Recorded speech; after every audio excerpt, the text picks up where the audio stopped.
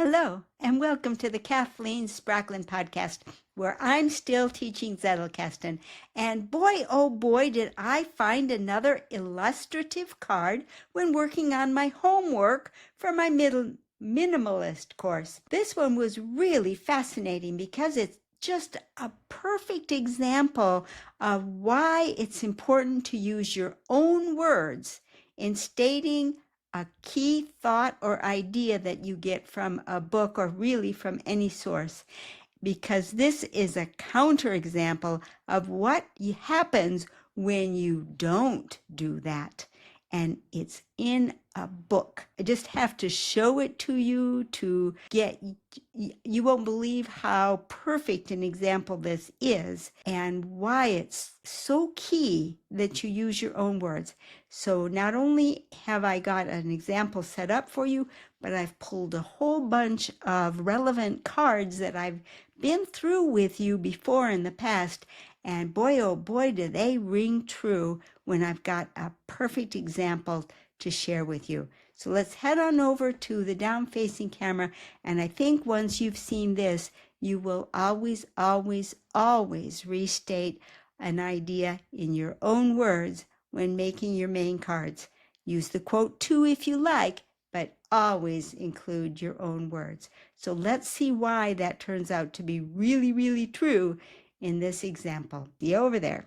Well, I won't say that we've dealt with this issue before, but we've dealt with this issue before. Let's take a look at some of the rules that we've seen and some of the warnings that we've been given in the past.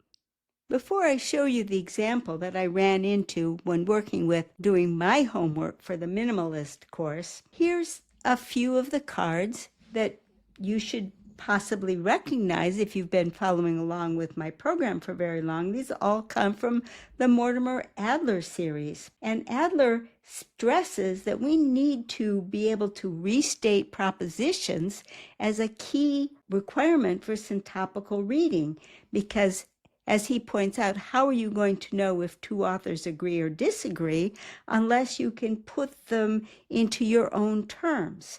That's the only way you're going to know whether they agree or disagree. Okay, that's one reason why you want to put things in your own terms. How about another? Adler says that we need to be a demanding reader, and that means we ourselves have to ask questions and we've got to make the book answer them. So if we aren't asking questions and trying to answer them, then we are not going to get any answers. As Adler says, the undemanding reader asks no questions and gets no answers. Another reason why we want to ask those questions is that it keeps both sides of the brain reading. So if you want to be actively engaged, you know that your thinking side of the brain, your cognitive side, works entirely in words, whereas your subconscious mind works in puzzles. If you aren't asking questions of yourself, you're not posing any puzzles for your subconscious mind, and you're letting it go off wandering on doing whatever, and you're only using half of your brain to do the work. Pretty soon you're going to be nodding off, because when you've only got half of your brain engaged, it's very easy to lose track of what you're doing. So what is that question that you need to be asking? How could I phrase this in my own words? That's about the simplest question that you can always have available. How could I say this in my own words? Here again, we have Adler telling us that if we're going to copy the author's words, we're going to miss a major learning opportunity, because when we put them in our own words, we are demonstrating our understanding of the concept.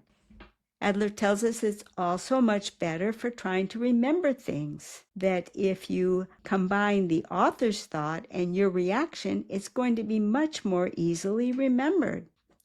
But now we get down to the most important two issues. A quality main card meets the test of understanding, and that means you have to be able to clearly understand what you're putting on your main card, or it's not going to be of any value to you.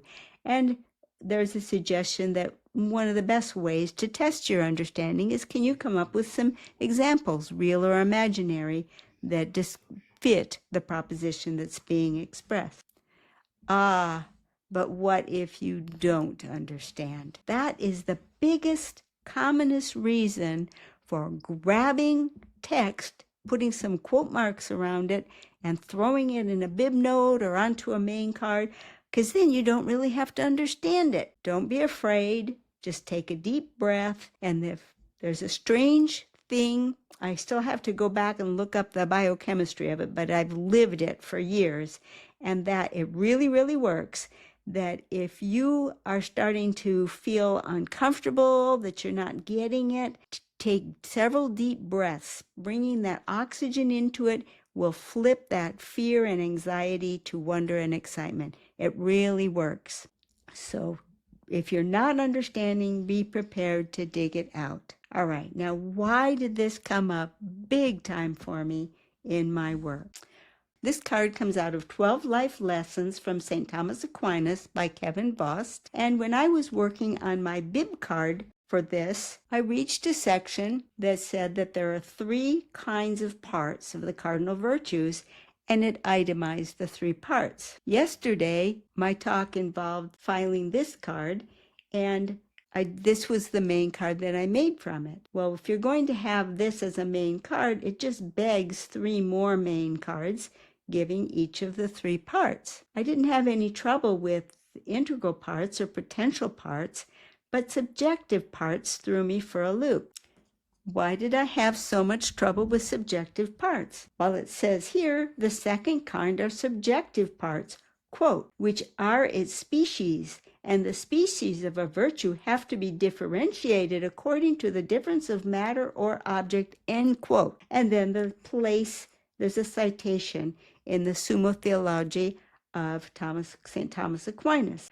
But what does that mean? I don't understand. Well, is this in the author's words, or is this in a direct quote from the text? Now, why would the author just throw in a direct quote from the text? Why wouldn't he take this very archaic sounding language and convert it into something that we could easily understand today? Well, he gives us a promise of sort. He says this will become much clearer when we examine the subjective parts of justice. And I do have to admit that when he named them, I understood the parts that he named. He named distributive justice and commutative justice, but that doesn't mean that I understand what is meant by subjective parts. I thought I understood it, and I took a stab at putting it in my own words onto the bib card. Well, then when I tried to dive in deeper and understand the subjective parts of the other cardinal virtues, I could see that my understanding was just plain wrong, and I realized that, wait a minute, I can't really put this into my own words because I don't understand it. So I took that fancy whiteout stuff, and I just scratched off my attempt at understanding and put the quote in, and decided that I would deal with it when it was time to make the main card. And so I did. So you see the problem here? By the author not taking the time and the trouble to put it into his own words, I now do not understand. All I can do is either do the same thing he did and just throw a quote on my main card and decide that the example is good enough, or else I've got some work to do, some work that the author probably should have done himself. I did do that work after studying not only the author's example of the subjective parts of justice, I also looked up the subjective parts of the other 3 cardinal virtues. And based on those, the best I could do was to come up with my own idea of what the subjective parts are based on building up from the examples to a definition. The problem was that having done that, I still could not take it back to the language of Thomas Aquinas and make those words make sense to me. I was able to find question 143 in the Summa, and I was even able to find the exact quote Kevin Vost put into his book, but not for reading around in the vicinity or even going over and reading it in the Latin, which was my minor in college. I was not able to dig out any better a translation than what showed up in the English over here, which he copied into the book. So the Latin was translated very, very literally with no help given to us in terms of how should we take this meaning in our modern day. I did a little bit of looking up online and discovered that whole treatises have been done on this section with very different ideas coming out of what the meaning of this was. So perhaps Kevin Vost is to be excused because it's an extremely difficult area. But then why did he specifically choose it if he wasn't going to be able to share it with us in any way that would actually do any more than just say subjective parts? Okay, I got that. So I hope you see what a trap you lay for yourself when you simply put something in quote marks and put it down and say, oh, wasn't that said so beautifully? If you can't put it into your own words, you cannot be certain that you understood what it meant. And if you don't understand it now, your future self isn't going to understand it later either. And if neither your current self nor your future self understand it, it's not going to be able to interact with other ideas. So really make that effort to put the ideas into your own words. It's very, very worth the time. Talk to you later. Bye-bye.